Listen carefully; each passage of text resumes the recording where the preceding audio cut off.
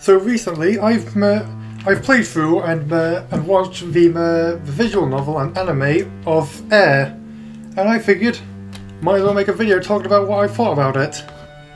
So, for those of you who don't know, this Air is a visual novel released in 2001, I think, developed by the visual novel developers Key, who before this they made Canon in 1999, I think, and then a few years later in 2004 they made Clannad, which is what most people, at least a lot of people, will probably know them for.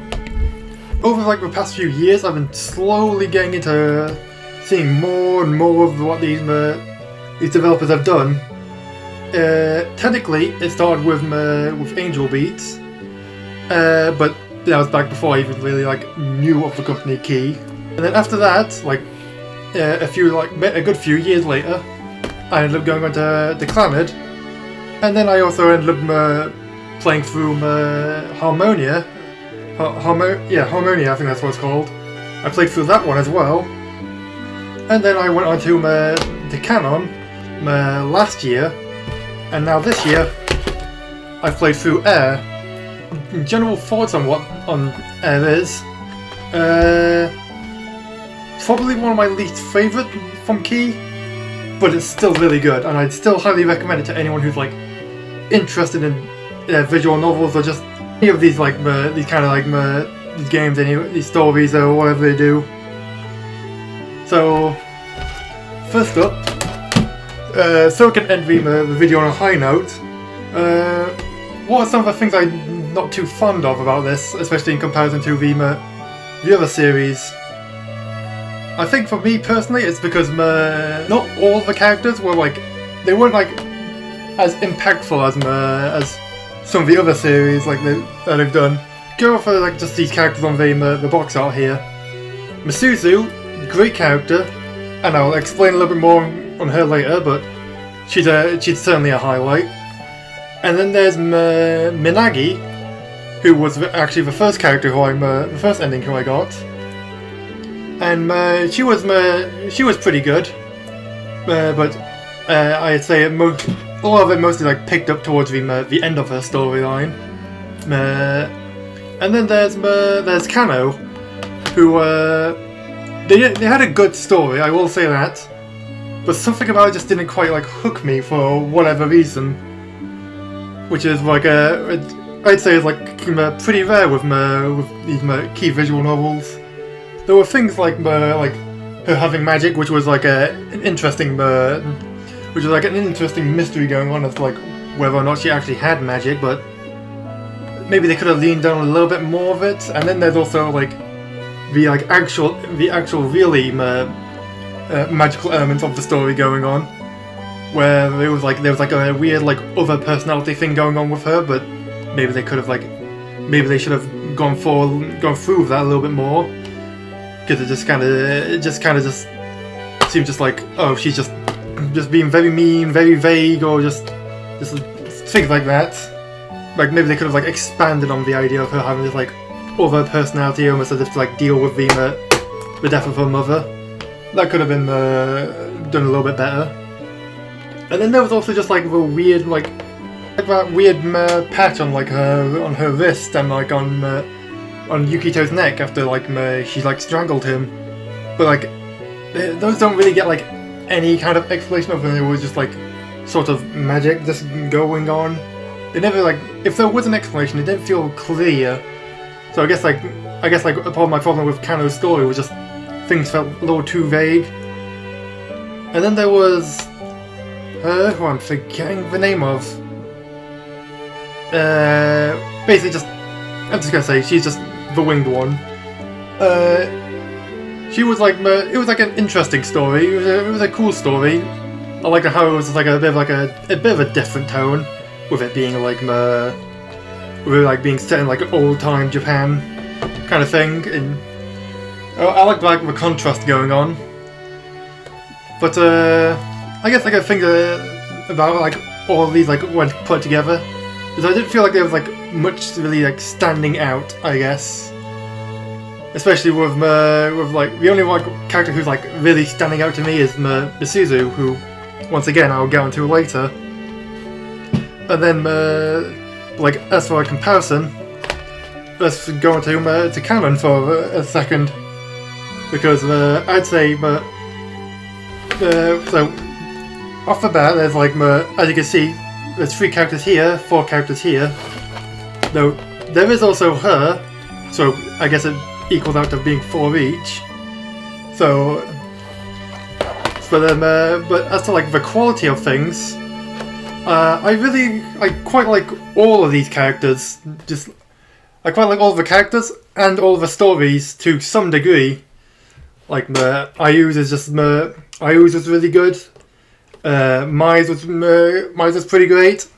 These 2, who I'm forgetting the name of, are some of my favourites, so I'm very confused as to why I'm forgetting their names. And then there's her Noriko, Nayuki, that's her name. Nayuki, the story is great, but the romance going on in it isn't. But then at least the anime was able to fix that up a little bit and was able to like sort of like hide some of that away, I guess, which made it so at least in the anime adaptation, I'd argue that storyline was done even better than the original. So there's like a lot of like, even if there was like a flaw with a storyline, it was at least able to have like a fixed adaptation, unlike in Air, which where Kano's story was still pretty much the same, or dare I even say lesser, for reasons I'll get onto a little bit later. Meaning that there wasn't exactly a way to like fix her story going on. And then there's Clannad, which I don't think I really need it. If you know Clannad, then you know there's just like many reasons why this thing, why Air isn't as good as Clannad, at least in some of the stories, because like not only is like pretty much every single character, like not only are like most of the stories in here really good, but there's also 2 seasons worth of stories, Clannad and Clannad After Story, whereas Air only got 1 season. So, and if Clannad can have great stories going across that long, and Air's story not lasting that as long as well, you can kind of see as to why Clannad was, in my opinion, was much better than Air with all the stories and all of its characters. And speaking of stories, what about the anime? It took all it takes the visual novels, removes all the gameplay, adds in actual frames of animation, and turns it into a TV show. What did I think of it? Personally, I say the visual novel was actually done better. With some of these others, I'd say that the anime is either on par with Clannad or better in canon, because with Clannad, it's like a 60-hour long game or something. If you're trying to get like the full story and not just go for an ending and that's it. Meaning that there's a lot of merit with Clannad's anime, just because it cuts down a lot of it and makes it so it's just much easier to just like get through if you're like short on time. Even though they did remove like a couple endings here and there, which weren't as important to the story, just I guess so they could fit it down to like the 50 episodes. And then with canon, I'd argue it's even better than the original visual novel, because it was because like not only is there like an added element of like not only is there English voice acting for the characters now, so you'll be able to me as as someone who doesn't know Japanese would be able to like much easier understand maybe like a tone of voice going on, because I understand the words that they're saying, and like I'm not trying to hear the voice and read text. I could just have it just like all going in through like the same ears. And then there's also like the fact that like it's all like streamlined down, like you're not like restarting a save file every time you wanted to go through a story or whatever. And then there's also what I mentioned earlier about Nayuki's storyline, where they pretty much removed like the elements of like romance going on between her and the main character. So that's certainly a plus considering their actual relationships. And then there's also the fact on how the ending of canon, I feel like it was able to like do a good job at like incorporating all of these characters into like the into IU's storyline. So I'd say like canon was actually better as an anime. And then with Air, why is it that Air isn't as good as an anime as some of the rest? And I feel like the answer will be clear if we look at the back of the boxes on all of them. You see, with Clannad over here, it is 24 episodes and then 25 episodes across 2 seasons. With Canon, it is 24 episodes in total, and with Air there was 12 episodes, which is not enough time in my opinion. Because like if you, as someone who played the visual novel and then started watching this basically right after, it was like very clear that they had to remove a lot of stuff to cut it down within that time, and like it's mostly just jokes that they cut down. But jokes are more than just something to entertain you. Sometimes they could like be like there to like sort of like fill out time between segments a little. And I noticed that there was like a few. Not only were like a few jokes that I quite liked in Air that I wanted to be in here. Like I remember there was the joke towards like the very start of the game, where Misuzu and Yukito are both searching around trying to find his doll, and then Misuzu is like going around in the grass just like picking up beetles, like being like just like. She finds like a male beetle, puts it down somewhere, and then she finds a female beetle, and then puts her down with the male beetle and pretends like they're like I guess like dating or falling in love or something like that. And then there's also like the joke during like the crow section. Well, it's not even a joke. It's like I'd say it's like a fairly important thing going on, of Misuzu taking Sora, or Sky as she calls him in the English dub. She's taking him to like that shrine up on that top of that hill, and is basically just like trying to teach him how to fly. And you don't get any of that during the crow segment of the story, which I feel like could not only would it be good to like pad out some of the time a little bit, to sort of like in between story beats.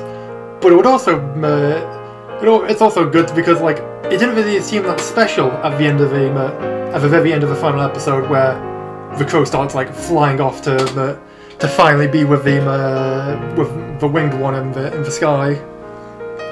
So it was just like it didn't really feel like the crow couldn't fly, other than just like the occasional time where the character said, "Oh, why are you not flying? Can't you fly, little crow?"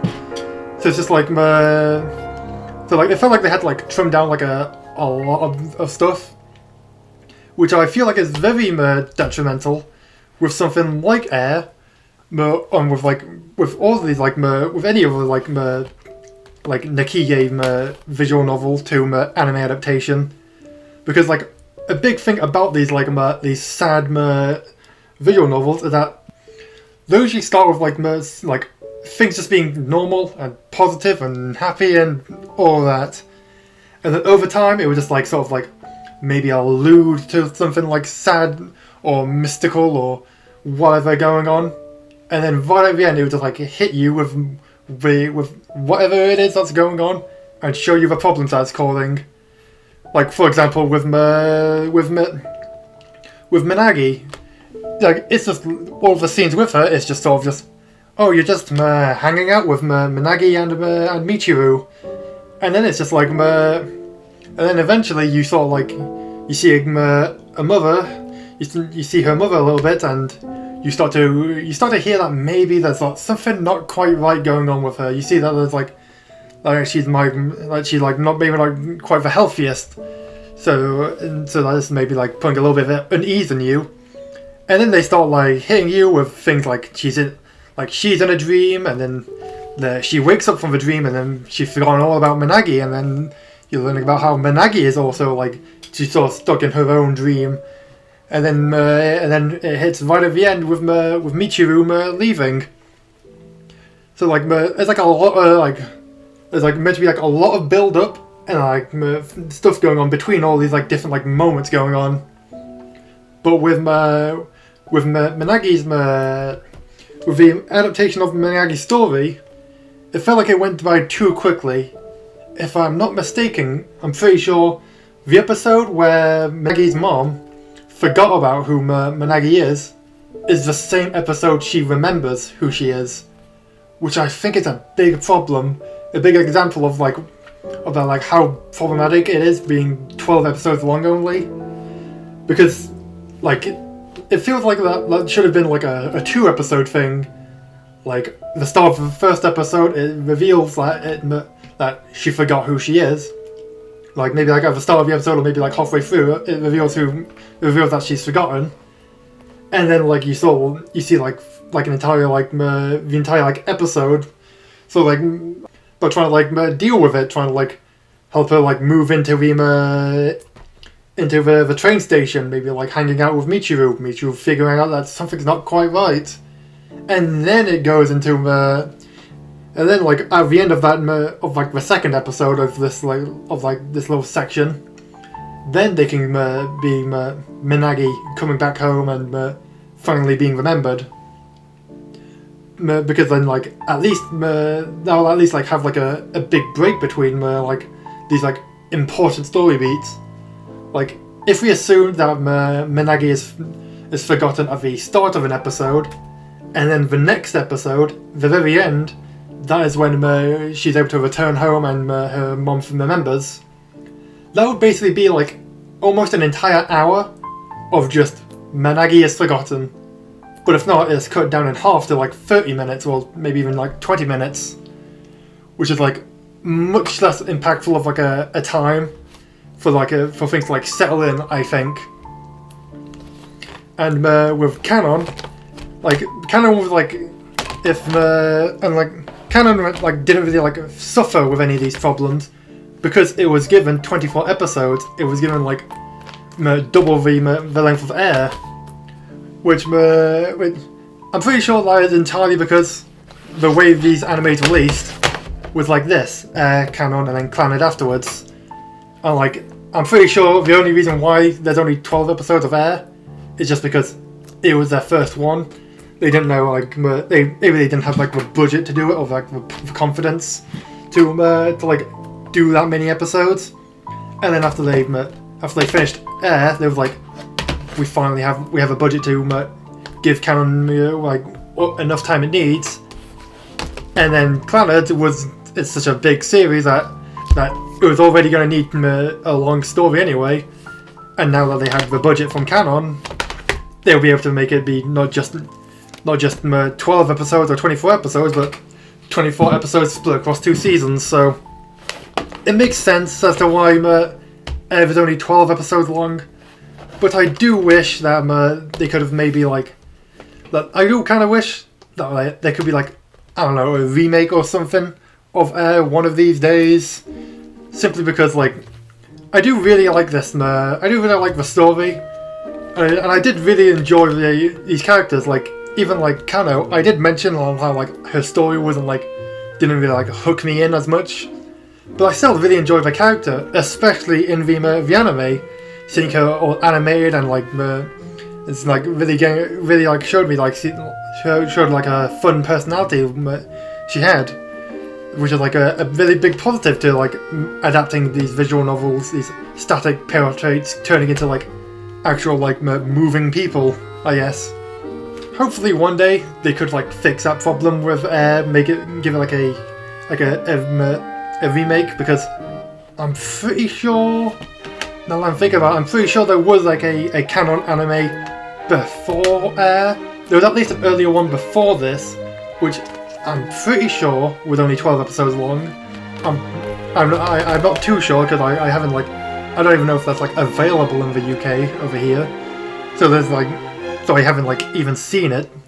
But I'm pretty sure there was like another canon series which is 12 episodes. So if they could remake this and give it 24 episodes like it deserves, then surely they could one day give Air all of the episodes it needs. Which I think would actually be a great idea, because we can now finally start talking about some of the positives of Air, which all come down to basically one character, one big thing.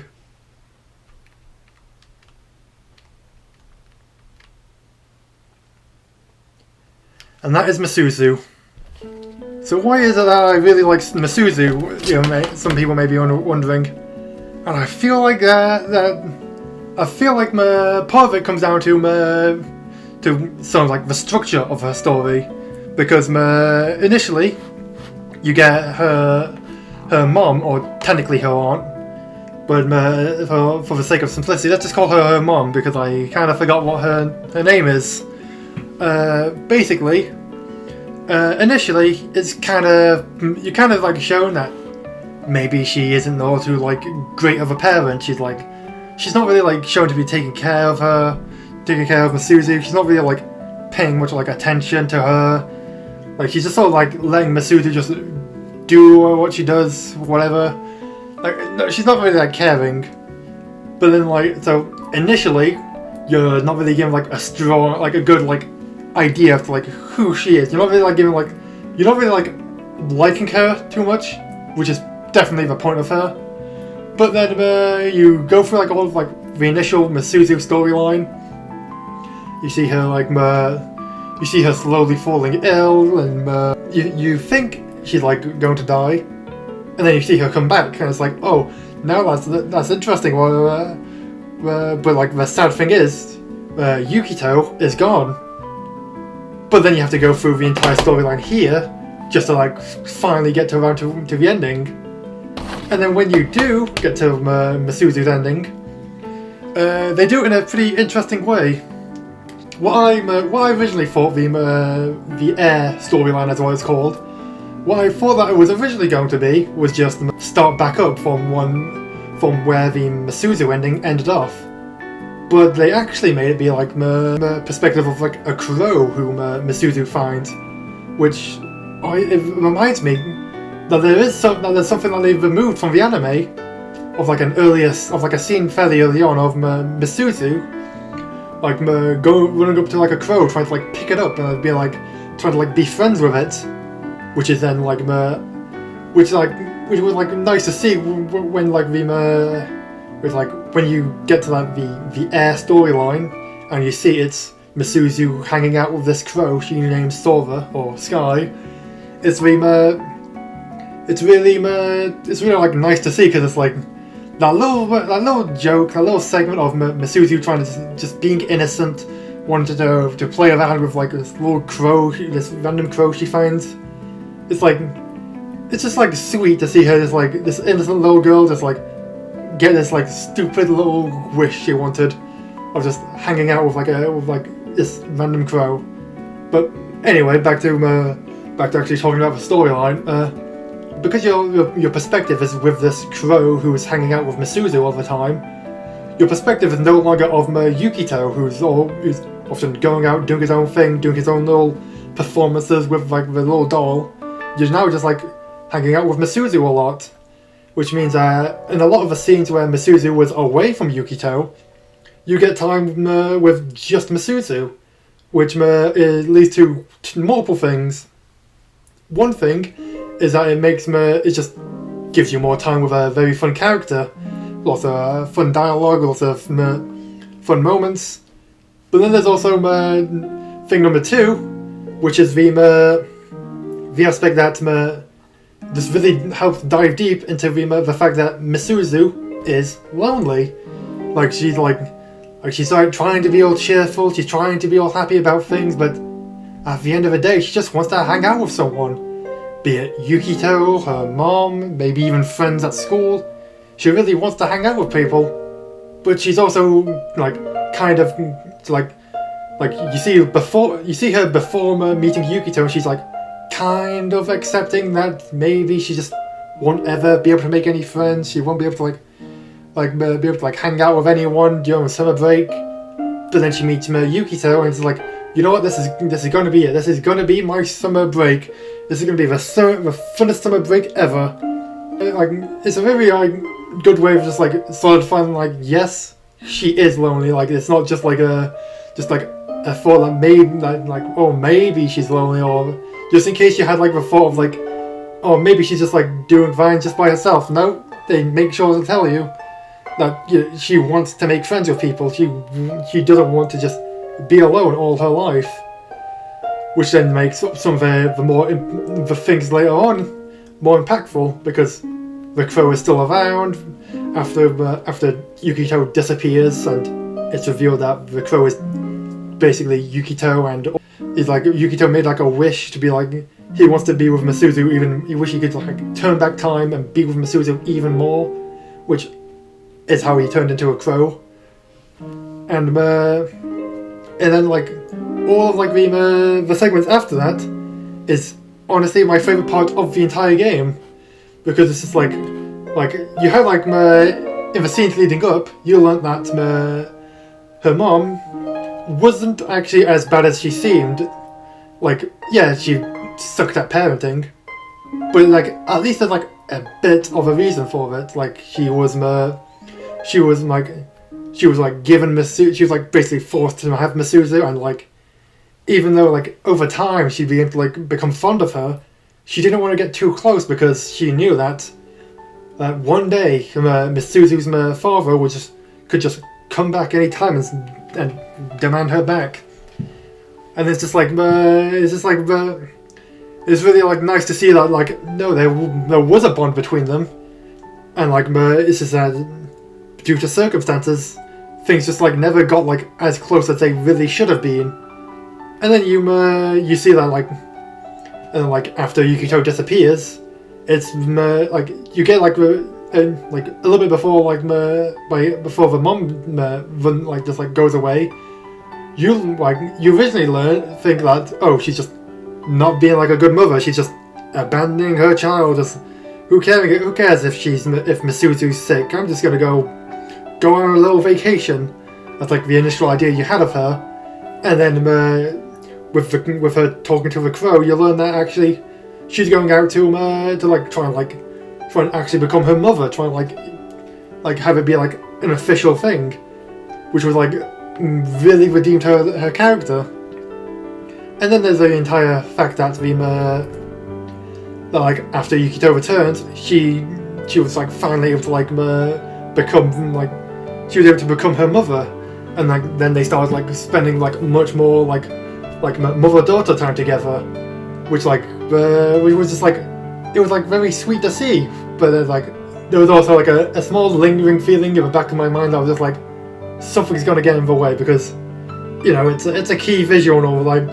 If there's anything happy going on, there has to be something sad. Do I need to remind you? So basically, it's there's all that really wholesome stuff going on between them two, and then there was stuff about that was foreshadowed earlier with what Yukito said about Misuzu and her dreams, with Misuzu getting weaker and weaker, and she's slowly forgetting about things, and then there's the whole trouble of her father actually coming back and demanding her back. It was but it all sort of comes together, because one thing is that Misuzu forgetting things and getting weaker and weaker over time. It made her almost be especially with her getting her hair cut, it made her seem more younger and younger and younger, to a point where it was oh, they're reliving these moments they've never shared together, of a younger Misuzu getting close to her aunt and coming to accept her as a mother, which was it was the illness that Misuzu has. It's a really was like a really interesting way to like sort of like let you develop that, like let you see that development between the two, despite the fact that Misuzu is already like gotten older. She's already like a teen at this point, or maybe even like a little older, I guess. I don't know. So basically, just there was like lots of like wholesome moments that they've like sprinkled throughout like the all those sections, and then there's the ending where they just literally just kill off Misuzu, and like not even in like a kind of sort of way where it's like that was just a bad ending, that was just a dream, that was just if a bunch of miracles happened, a bunch of miracles are saved up, where Nagisa can come back in like in a different world. None of that. Misuzu just disappears. But it's very sad, very emotional. But there's also just like an underlining happiness of like, you know, you heard that like all the previous like winged ones, all these like the reincarnations of the winged ones, I guess. Like they've always been like suffering through life. They've always been lonely. And then for like Misuzu's life to end with her smiling, with her like finally with someone, like it's like not only is like Misuzu like not only is it like happy for like Misuzu to like be dying happy, but it's also like great to be like, you know, all of these winged ones behind her, all these winged ones before her, it's like it's finally ended on like a happy story and like a happy ending for once. So it's just like that's like it's like a very like interesting like kind of like happy ending. It's like it's very sad, but you know there's like some joy. You know, there's like a little bit of like joy you can like find deep within it. And there's another aspect that I wanted to talk about why I really like Misuzu, because it's like it's not just her story is great, but it's also like her personality, her character, and like what almost feels like, I don't know if it's like intentional, but like a sort of like a sort of like feeling that comes across with her her personality like meshed in with her story. Because feel free to like sound like I'm an idiot for thinking this, but I kind of got the idea of like Misuzu is almost like a representation of like I guess the best way I can describe it is something like autism, but probably not like exactly like autism. But basically just like the people who are like mentally developed in like some sort of like different kind of way, I guess, of this like they end up like struggling with like a few things because let's just go along with the idea of just like this is like a representation of autism or something along those lines, because one thing that I noticed about Misuzu is just like, you know, a big thing about her is like can be seen right there. It's just her big love of like dinosaurs and stuff like that. She's like clearly obsessed with them, especially in like, as you can see in the anime, because like not only does she have like plushes of them, not only does she say Gao a lot, but she also has like her deck of cards is also like has like a little dinosaur like pattern 2 and 2, and like there's also like the Stegosaurus t-shirt she has, and like I feel like there's like a few other like dinosaur things going on with her for like the thing. Like there might have been like a dinosaur notebook or something that she had like on her desk. Basically, she's like a big fan of dinosaurs, which is like, to how much of a degree she loves them, that could almost be like some sort of like autistic obsession, or at least like it's like a representation of that kind of thing. And then there's also like her saying Gao a lot. It's like whenever she says it, it's usually during like a time of like a bit of like a distressed kind of thing, like she's not in like a good mood, like something made her a little bit sad, something's like getting in her way, that kind of thing. And like that reminds me of like vocal stimming that autistic people can like sometimes do, or just stimming in general, of just like sometimes they might do a thing or say a thing if they're like a little bit like stressed out or worried, or like just other things. There's like other kind of like different moods they can have, as like a way to sort of like help them out or whatever. As you can probably tell, I'm not like an expert on this kind of thing. So those kind of like things with Misuzu really reminded me of the neurodivergency kind of like things, and it's like the fact that how like she's like alone, like has like trouble like making friends with people, and that entire like aspect of the story, that kind of like feels like with like a thing of like not only like not only kind of autistic people just like sometimes have like social like problems with like socializing with other people, and not to say that Misuzu was like that way. She was able to hang out with like a stranger who she found sleeping on an embankment near a beach, so she's definitely not that kind of like that kind of like social problems kind of thing. But there is like also like an aspect of like people could be like turned away by these like by some of these like different things, because like for example she was being told off for saying Gao, which is like to my knowledge at least probably isn't something you should be saying about like someone's like stims, because like that's the thing they used to like help calm them down. So if you're gonna tell Misuzu off for saying Gao, it's just gonna make her probably more stressed out in the long run and just make her say Gao even more. So there's like not only is there an aspect of like she's being like mistreated, I guess, of like for like what she like who she is, what she is, but there's also like the fact that like she'd have like the sort of like mental breakdowns going on, whereas like if she's like starts to like make friends with someone, she just like starts like crying a bunch. She's like, which she like quite often ends up shying people away from her. Not only like it ends up shying away like some of her students and even with Yukito a little bit. Like he's like starts to like try to like distance himself a little bit, depending on like if you're not going for Misuzu's ending and going for one of the others. So as like there's like a big aspect of just like whatever like these like autistic kind of like qualities Misuzu could have. It's almost as if it's like could like be like shying away people, like scaring people off, which could also be like something that I imagine like certain people will have, like where it's like, oh, like you have autistic quality A, B, and C on, like, oh, that's like you must be like really hard to like hang out with. I don't want to be hanging out with someone who's like so childish, hanging out with like who like loves dinosaurs or something like that.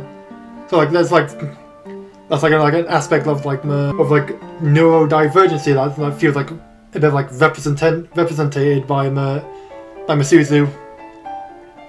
So like and like I guess like the simple thing I was like trying to get at is just like a character like that is like someone who like really like gets with me, I guess. Like there's a kind of character who I really attach to, like a character who's like sort of like showing off like a misunderstood or misrepresented or whatever kind of like person, like someone who like you may not necessarily realize struggles with things, especially since I myself am autistic, if you couldn't tell from a YouTube channel entirely built around just someone rambling about things they enjoy.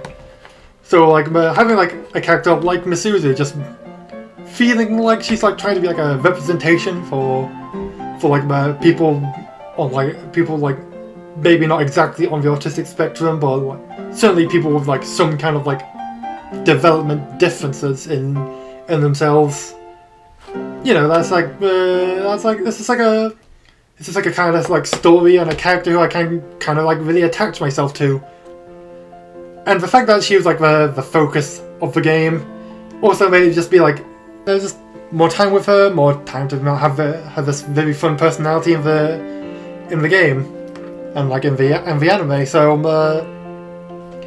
yeah, that's basically just it. And final thing I have to say is just basically just I think Misuzu might just be like my one of, if not my favorite character from like the entire like catalog of like key stories. Like I'd probably even go as far as to say that like I prefer it over like over the Nagisa storyline in this one, in Clannad, and even the her storyline, which is I need to double check on her name. Is it in the back? No, it's not. And I don't want to waste my time looking up, so I'll probably just have her name just pop up on screen or something. Misuzu is like certainly my favorite, like probably one of like my favorite character from Key, probably my favorite story from Key as well. So that's like I guess that's like a good silver lining in all of this. It may not be my favorite Key visual novel and Key anime adaptation, but at least it has a great highlight. So I guess there's that. So yeah, I guess that's basically everything I wanted to say. Just I might as well finish this off by saying, what do I recommend? The visual novel or the anime? And I basically just saying that if you're into the idea of playing a visual novel, if you're into like the idea of like visual novels, and especially if you've tried out Clannad and Canon before, I definitely recommend playing the visual novel first.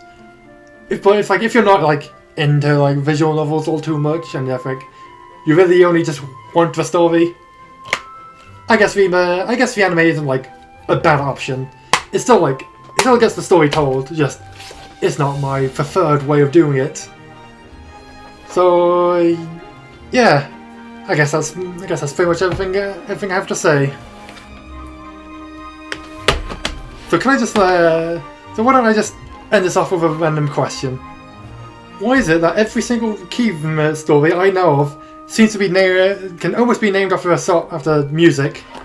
You've got Canon, which is both named after like music theory canon and also the classical song canon. There's Air, which is also the name of a classical song. There's Clannad, which is named after a band. And then there's Harmonia, which is like named after like harmony and stuff. And then there's also Angel Beats, which is named after kind of like sort of has like the name of like, you know, beats in music. Is that just like a coincidence? Or are they just like big fans of music or something?